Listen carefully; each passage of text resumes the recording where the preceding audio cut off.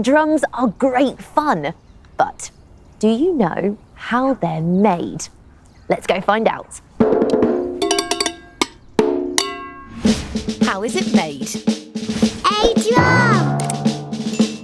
We're in a drum factory, and making a drum begins with this. Here we have lots of very thin slices of wood. It's called veneer, and it's the first thing we need to make a drum.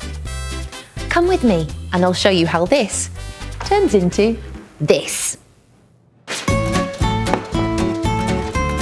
For each drum, lots of layers of veneer are stuck together with a thin layer of glue. This makes the drum nice and strong.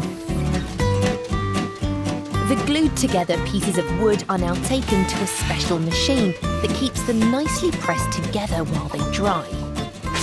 And now our thin sheets of wood are ready to be made into a drum.